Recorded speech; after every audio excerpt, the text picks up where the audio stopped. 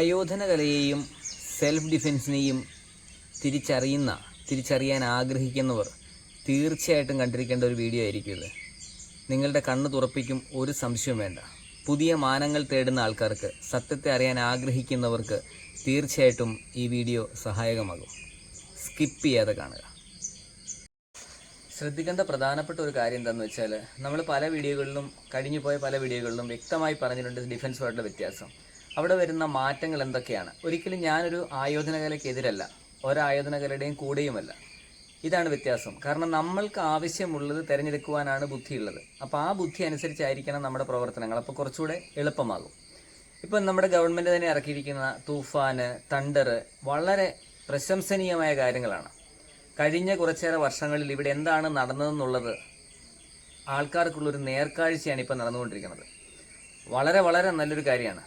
അതിനൊപ്പം ആയോധന കലയുടെ ഒരു പഠിതാവ് അല്ലെങ്കിൽ പഠിപ്പിക്കുന്ന ഒരു ഗുരു എന്നുള്ള രീതിയിൽ എനിക്കൊരു അഭിപ്രായം കൂടിയുണ്ട്. നമ്മൾ എത്രമാത്രം അപകടത്തിലാണ് ഇപ്പോൾ ജീവിച്ചിരിക്കുന്നതെന്നുള്ളതാണ് മനസ്സിലാക്കേണ്ടത്. പണ്ടെന്ന് വെച്ച് കഴിഞ്ഞാൽ ഒരു ആൾ നമ്മളെ ഭീഷണിപ്പെടുത്തുമ്പോൾ, അതായത് 10-40 വർഷം മുന്നേ ഭീഷണിപ്പെടുത്തി കയ്യിൽ നിന്ന് 5-10 രൂപ മേടിച്ചാൽ വണ്ടിക്കൂലി ഇല്ല എന്ന് പറയുമ്പോൾ അതിനകത്തുനിന്ന് 5 രൂപ തരുന്ന ഒരു പ്രശ്നക്കാരനല്ല, ഒരു ഗുണ്ടയായിരിക്കും ഉണ്ടായിരിക്കുക. ഇന്നത് മാറി. ഇന്നെന്ന് വെച്ച് കഴിഞ്ഞാൽ കൊട്ടേഷൻ വന്ന് തന്നിട്ട് പോകുന്നൊരവസ്ഥയാണ്. അവിടെ 2 ദിവസം കൊണ്ട് ബ്ലാക്ക് ബെൽറ്റും കെട്ടി പ്രാക്ടീസ് ഒന്നും ഇല്ലാതെ നടക്കുന്ന ആൾക്കാരുടെ അവസ്ഥ എന്തായിരിക്കും? ഇനി കലാപരമായ മൂല്യം വെച്ചുകൊണ്ട് മാത്രം നമുക്ക് ഇന്നത്തെ കാലത്ത് ജീവിക്കാൻ പറ്റുമോ? ഇതെല്ലാം ഇന്ന് നമ്മൾ ഈ കഴിഞ്ഞ മാസങ്ങളിലൂടെ കണ്ട വാർത്തകളിലൂടെ നമുക്ക് മനസ്സിലാവും കേരളം എത്രമാത്രം പ്രശ്നങ്ങളിലായിരുന്നുവെന്ന്. അപ്പോൾ ആ ഒരു പ്രശ്നത്തെ അതിജീവിക്കുവാൻ സാധാരണ ആർട്ട് പോരാ, ഡിഫൻസ് തന്നെ വേണം. അതിൽ വരുന്ന അബദ്ധങ്ങളും കാര്യങ്ങളും ഒക്കെയാണ് നമ്മൾ പറയേണ്ടത്. ഇതിൽ നമ്മൾ തെറ്റിദ്ധരിക്കേണ്ട കാര്യമില്ല. കാരണം പറയുന്ന കാര്യങ്ങൾ നല്ലതെങ്കിൽ നമുക്ക് ഉൾക്കൊള്ളുക, ആവശ്യമില്ലെങ്കിൽ എടുത്ത് കളയുവാനുള്ള സ്വാതന്ത്ര്യം നിങ്ങൾക്കുണ്ട്. എന്തായാലും ഇത് നിങ്ങളെ ചിന്തിപ്പിക്കുമെന്നുള്ളതിൽ യാതൊരു സംശയവും വേണ്ട. അങ്ങനെയുള്ളൊരു സംഗതിയാണ് നമ്മൾ ഇന്ന് വീഡിയോയിലൂടെ ഷെയർ ചെയ്യണത്. നേരെ വീഡിയോയിലേക്ക്.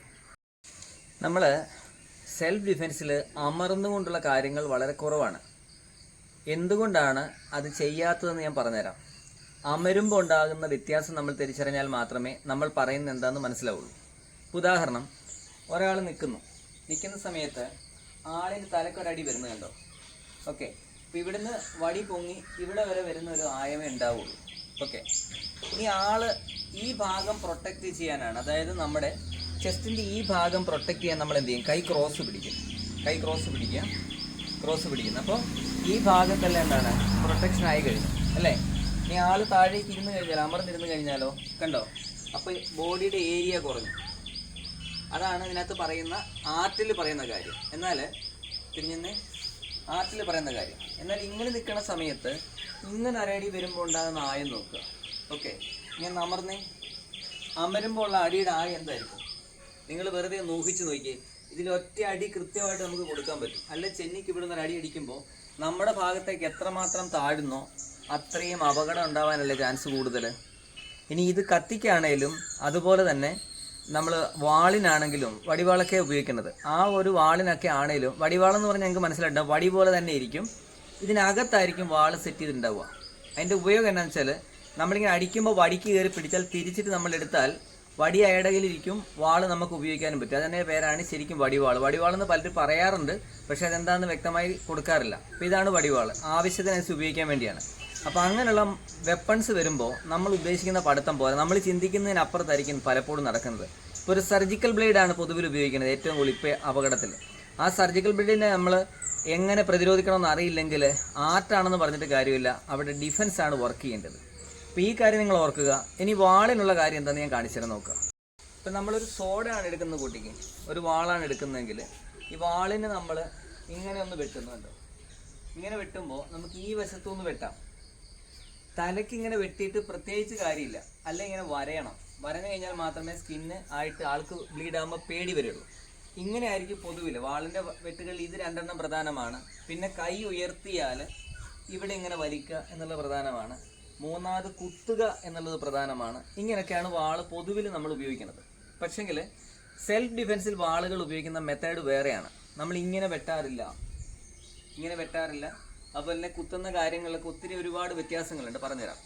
അപ്പോൾ ഇതിനകത്ത് പ്രധാനമായിട്ട് നിങ്ങൾ കാണേണ്ട ഒരു കാര്യം എന്താണെന്ന് വെച്ചാൽ, വാള് കൊണ്ട് വെട്ടുമ്പോൾ നമ്മൾ പറന്ന് വെട്ടുന്നൊക്കെ കാണിക്കാറുണ്ട്. ചില മത്സരങ്ങളിലൊക്കെ ആൾക്കാർ ചാടി വെട്ടുമ്പോൾ ആവേശഭരിതരായിട്ട് കൈയടിക്കുന്ന കണ്ടിട്ടുണ്ട്.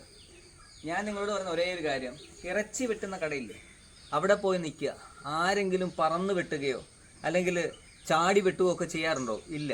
അവർ മെല്ലത് ഇങ്ങനെ നിന്ന് ഇങ്ങനെ മുറിക്കാറേ ഉള്ളൂ. അതായത് സ്കിന്ന് മുറിയാനായിട്ട് എന്താണ്, ഒരല്പം ആയാസപ്പെട്ടാൽ മാത്രം മതി, അതിനപ്പുറത്തേക്ക് കയറില്ല. ഇനി ഒരു എല്ലൊടിയണം എന്നാണെങ്കിൽ അതിന് സാധാരണ പോരാ. അപ്പോൾ ഉപയോഗിക്കുന്ന വാളിനെ കുറിച്ച് ഇരുതല മൂർച്ചയുള്ള വാളാണോ ഒരു തലയുള്ള മൂർച്ചയുള്ള വാളാണോ നമുക്ക് വ്യക്തമായി ധാരണ ഉണ്ടാവണം. അത് ഉപയോഗിക്കാനുള്ള ഏറ്റവും ലേറ്റസ്റ്റ് മെത്തേഡുകൾ നമ്മൾ ഉപയോഗിച്ചാൽ മാത്രമേ ഇന്നത്തെ കാലത്ത് അത് പിടിച്ചേക്കാൻ പറ്റുള്ളൂ. അപ്പോൾ ഇങ്ങനെ വെട്ടുമ്പോൾ ഇവിടെയാണ് വരുന്നതെങ്കിൽ ഒന്ന് അമരുമ്പോൾ നമുക്ക് ഏതാണ് സാധ്യത കൂടുതൽ നോക്കി? ഈസി ആയിട്ടുള്ള സാധ്യതയല്ലേ. കാരണം നമ്മൾ ഒന്ന് ചെറുതായിട്ടൊന്ന് അമർന്നാൽ ഈസി ആയിട്ട് ആളുടെ തലയപ്പുറത്ത് കിടക്കും. ഇതാണ് അമരുമ്പോൾ ഉണ്ടാകുന്ന ഗുണം. ഇനി വേറൊരു പ്രശ്നം, നമ്മൾ ഇവിടെ കുത്തുന്ന സമയത്ത് അവിടെ ബ്ലോക്ക് ചെയ്യാൻ വേണ്ടി കൈ ക്രോസ് വെച്ചിട്ട് അമർന്നേ. അങ്ങനെ അമരുന്ന സമയത്ത് നമ്മുടെ ഈ കുത്ത് കണ്ണിൽ കൊള്ളാനുള്ള ചാൻസ് ഇല്ലേ. നമ്മൾ നേരെ അപ്പോൾ ആൾ നേരെ നിൽക്കുന്ന ആദ്യം കുത്തുന്നു, അപ്പോൾ കണ്ണിലേക്കായിരിക്കും വരുള്ളൂ. ആൾ മാറിക്കഴിയുമ്പോൾ കണ്ണിലേക്കായിരിക്കും കുത്തുക. അപ്പോൾ അതായത് നമ്മുടെ ഏറ്റവും പ്രധാനപ്പെട്ട കാര്യമാണെന്ന് പറഞ്ഞാൽ കണ്ണാണ്. കാഴ്ചയിൽ നമുക്കൊന്നും ചെയ്യാൻ പറ്റില്ല അല്ലേ. മെയ് കണ്ണാകണം എന്ന് പറയുന്നതിന് അവസ്ഥ തന്നെ എന്താണ്, ആ കണ്ണിൻ്റെ ഇമ്പോർട്ടൻസ് പറയാൻ വേണ്ടി മാത്രമാണ് അത് ഉപയോഗിക്കുന്നത്. അപ്പോൾ ഇതിനെയെല്ലാം മൂടി മറച്ചുകൊണ്ട് കലയാണെന്ന് പറഞ്ഞിട്ട് കാര്യമില്ല. ഡിഫൻസ് ആണ് നിങ്ങളുടെ ലക്ഷ്യമെങ്കിൽ കലയായിട്ട് തന്നെ പഠിക്കുക. അതിനൊരു ട്രഡീഷണൽ വാല്യൂ ഉണ്ട്, അതിനെ നമ്മൾ റെസ്പെക്ട് ചെയ്യുന്നു. പഠിക്കുന്ന ഒപ്പം തന്നെ എന്ത് ചെയ്യുക. അപ്പോൾ ഒരാൾ പറയാം ഒരു വടി കറക്കാൻ അറിയുമോ എന്ന് ചോദിച്ചു കഴിഞ്ഞാൽ അറിയില്ല എന്ന് പറഞ്ഞാൽ അവരുടെ വിചാരത്തിൽ എന്താണ്, വടി കറക്കുന്ന ആളാണ് അഭ്യാസി അല്ലേ. രണ്ടുറുമി കറക്കാൻ അറിയുമോ? ഇല്ല. എന്തുകൊണ്ടാണ്?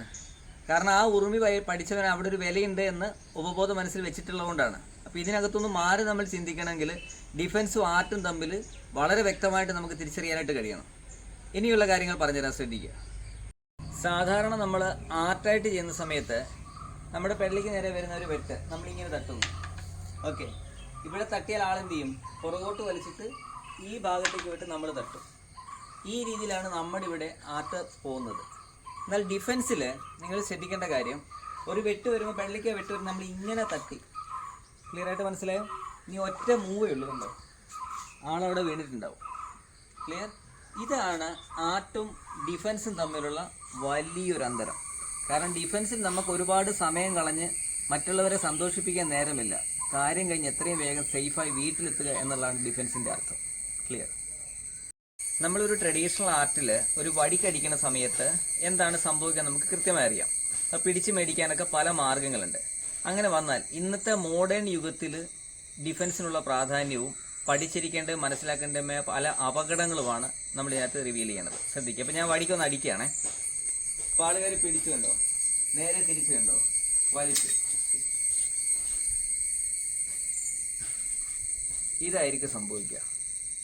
ഇതിൻ്റെ പേരാണ് ഈ വടിവാളെന്നൊക്കെ നമ്മൾ പറയുന്ന സാധനം. ഇതിനകത്താണ് വെച്ചിരിക്കുക. പിടിക്കുന്ന ആൾ ഊരിയെടുക്കുന്നതിന് മുന്നേ കാര്യം കഴിഞ്ഞ് പോയിട്ടുണ്ടാവും. ഇത് അപകടമല്ലേ? ഇവിടെ ഡിഫൻസിൻ്റെ അത്യാവശ്യം മനസ്സിലായോ?